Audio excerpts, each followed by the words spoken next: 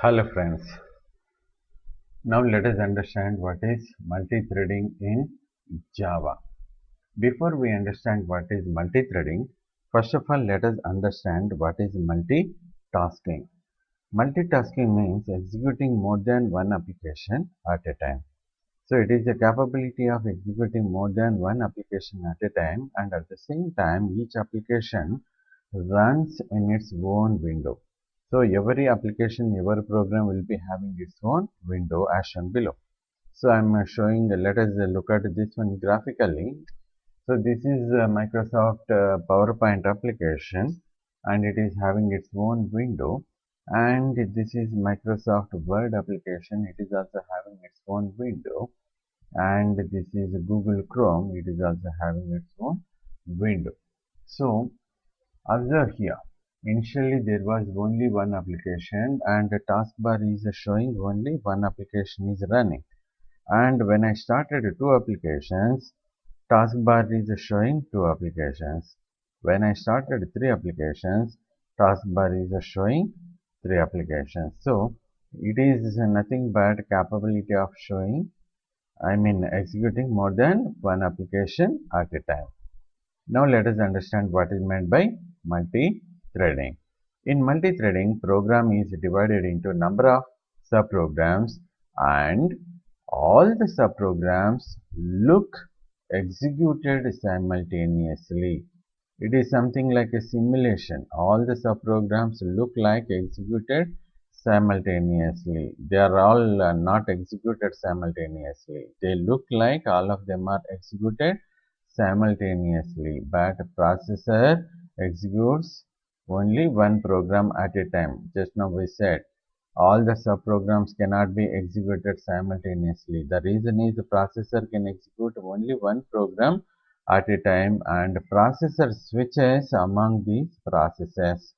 So the CPU is switching from one process to another process, and each process is executed for a small amount of time. So processor is executing each process for only very small amount of time, and such time is known as a time sharing model, or it is also known as round robin model. Because of this, users feel that all the programs are running simultaneously.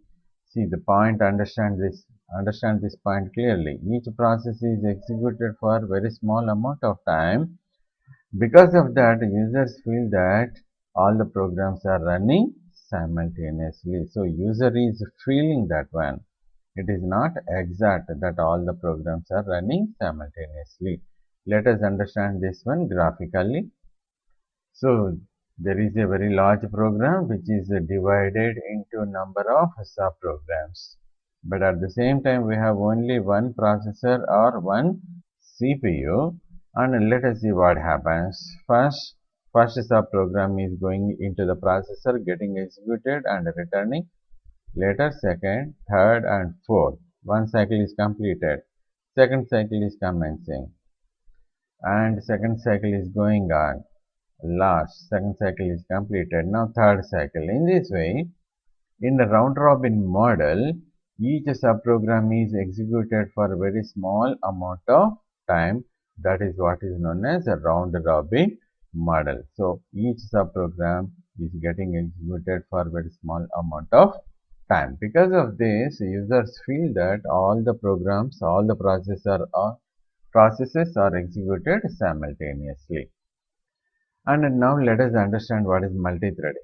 Generally, a program consists of at least one single thread, at least one thread, that is known as main thread. This main thread creates and starts other threads known as subthreads, and multi-threading keeps the processor busy.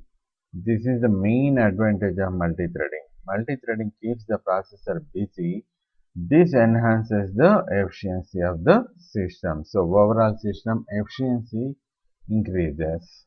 Now let us understand life cycle of a thread. There are 5 states: newborn state, runnable state, running state, blocked state, and dead state. This way there are total 5 states. Let us understand them graphically. So newborn state. Once it takes birth, it can be either started or it can be killed. In order to kill the thread, we can use the stop method. Whenever we invoke stop method, the infant thread that will gets killed and reach dead state. Or else, whenever we make use of start method, it reaches runnable state. Runnable means it is ready to run, and whenever processor is available, it reaches running state. And from running state, using yield method, we can send back the thread whereby the thread reaches runnable state.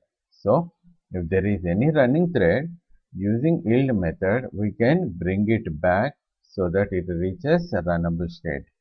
During this state, that is active thread state, if you invoke stop method, it reaches dead state. Similarly, during active state, if we invoke suspend method or sleep method or wait method, it reaches blocked state. And vice versa, if we invoke suspend method using resume method, if we use wait method using notify method, we can resume the thread whereby it reaches runnable state. So it is back to active state. And during blocked state also, if we invoke stop method, it reaches dead state. This is about a brief introduction to multi-threading. Thank you.